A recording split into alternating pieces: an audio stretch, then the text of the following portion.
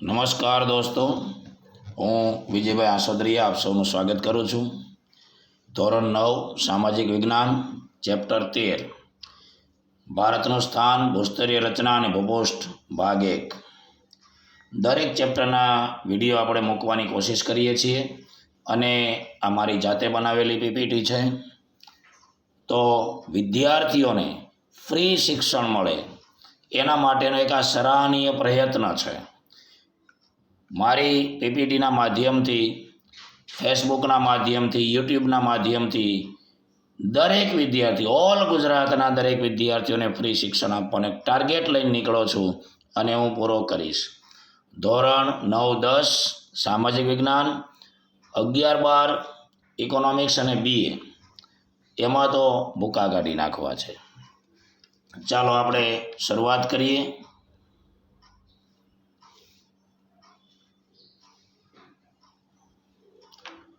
ભારતનું સ્થાન, ભૂસ્તરીય રચના અને ભૂપૃષ્ઠ એને સમજવાનો આપણે પ્રયત્ન કરવાનો છે. તો સૌથી પહેલાં દરેક પીપીટીની અંદર પુષ્કળ પ્રમાણમાં તમને મેપ પણ જોવા મળશે કે ભાઈ વિશ્વના દેશોની અંદર ભારતનું સ્થાન આગવું છે. પહેલાં તો 2 ગુણ 3 ગુણની અંદર આ વાક્ય મહત્વનું છે. તો એના જવાબની અંદર તમારે શું લખવાનું? ભારત એક વિશાળ દેશ છે. ભારતીય સંસ્કૃતિ અતિશય પ્રાચીનતમ સંસ્કૃતિ છે. ભારતની અંદર કેટલી વિદેશી પ્રજાઓ આવી. ધોરણ 10ની અંદર તમારે ભણવાનું આવશે કે ભાઈ ઓસ્ટ્રેલિયન પ્રજા, આર્મેનિયન પ્રજા, દ્રવિડ પ્રજા, આર્ય પ્રજા, આ બધી વિદેશી પ્રજાઓ ભારતમાં આવી અને વિદેશી પ્રજાઓ પાસે જે કાંઈ સારી સારી બાબતો હતી એ ભારતીય લોકોએ અપનાવી અને એમાંથી એક સમન્વિત ભારતીય સંસ્કૃતિનું છે સર્જન થઈ ગયું છે. દ્રવિડ પ્રજાએ ધૂપ દીપ અને આરતી કરવાની પરંપરા આપી, તો આર્ય પ્રજાએ પ્રકૃતિની પૂજા કરવાની પરંપરા આપી છે. એ રીતે જોવા જઈએ તો ભારતીય સંસ્કૃતિ છે અતિશય પ્રાચીન છે. વિશ્વની અંદર સૌથી મોટો લોકશાહી શાસન વ્યવસ્થા ધરાવતો દેશ કોઈ હોય તો એ ભારત દેશ છે. લોકશાહી શાસન વ્યવસ્થા હોય એટલો મોટો દેશ વિશ્વમાં ભારતથી બીજો કોઈ નથી. ભારતની સંસ્કૃતિ છે સમન્વયકારી છે. કોઈ પણ ધર્મ, જાતિ, જ્ઞાતિ, પ્રજા એને ભારતે ક્યારેય તરછોડી નથી.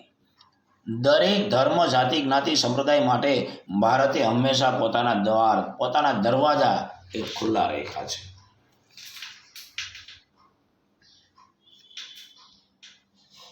તો સર્વધર્મ, પ્રજા, જાતિ પ્રત્યે સમભાવ એ ભારતની આગવી લાક્ષણિકતા છે. સર્વધર્મ સમભાવ એ ભારતીય સંસ્કૃતિનું મહત્વનું લક્ષણ છે. વિશ્વના અનેક દેશોની સંસ્કૃતિનો સમન્વય ભારતીય સંસ્કૃતિની અંદર થયો છે.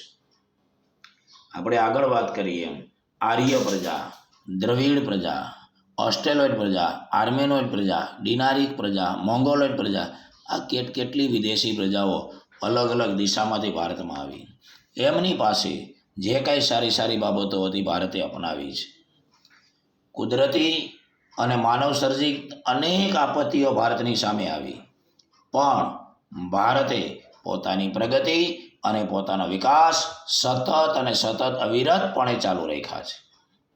ભારતીય સંસ્કૃતિના ઘડતર અને વિકાસમાં ભૌગોલિક પરિસ્થિતિએ પણ મહત્વનો ફાળો આપ્યો છે. ભારતનું ભૌગોલિક સ્થાન મહત્વનું છે.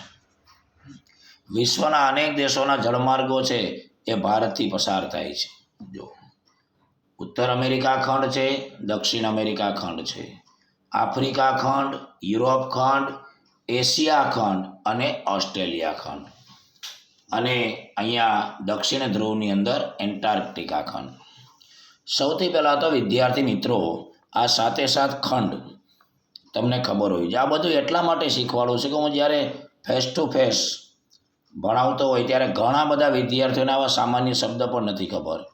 વિદ્યાર્થીઓને જ્યારે પ્રશ્ન કરીએ ત્યારે અક્ષાંશ, રેખાંશ નથી ખબર. આ જાણકારી રાખો. પૃથ્વીના મધ્યમાંથી જે અક્ષાંશ પસાર થાય છે, આ પૃથ્વીના ગોળા ઉપર જે આડી ઊભી કાલ્પનિક રેખાઓ તમને દેખાય છે, એ સૌથી પહેલાં તો અક્ષાંશ અને રેખાંશ છે. 6-7મા ધોરણમાં તમે આ બધું ભણી ગયા છો, પણ આજના વિદ્યાર્થીઓને નથી આવડતું. ફરીથી શીખવવું પડે છે. તો અહીંયા આપણે જે રેખા દોરી છે આ વિષુવવૃત્ત છે, જેને આપણે 0 અક્ષાંશ વૃત્ત પણ કહી શકીએ. તો તમે જોઈ શકો છો કે ભારત છે એ ઉત્તર ગોળાર્ધમાં આવેલો દેશ છે. આ જે ભાગ છે એને ઉત્તર ગોળાર્ધ કહેવાય અને આને દક્ષિણ ગોળાર્ધ કહેવાય. ગોળાનો અડધો ભાગ એટલે ભારતના જેટલા અક્ષાંશ છે બધા ઉત્તર કહી શકાય.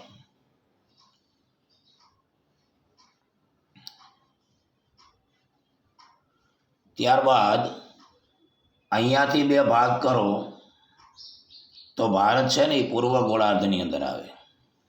એટલે ભારતના જેટલા રેખાંશ છે એ બધા પૂર્વ રેખાંશ આવે. ઊભી લીટીઓ જે તમને આ દેખાય છે, ઊભી લીટીઓ એને રેખાંશ કહેવાય અને આડી લીટી છે એને અક્ષાંશ કહેવાય. તો સૌથી પહેલાં તો આટલું નોલેજ તમારી પાસે હોવું જોઈએ. ચાલો હવે ભારતના સ્થાન, કદ અને વિસ્તાર વિશે નેક્સ્ટ વિડીયોની અંદર મળીશું. ભાગ 1 આપણે કમ્પ્લીટ કર્યો.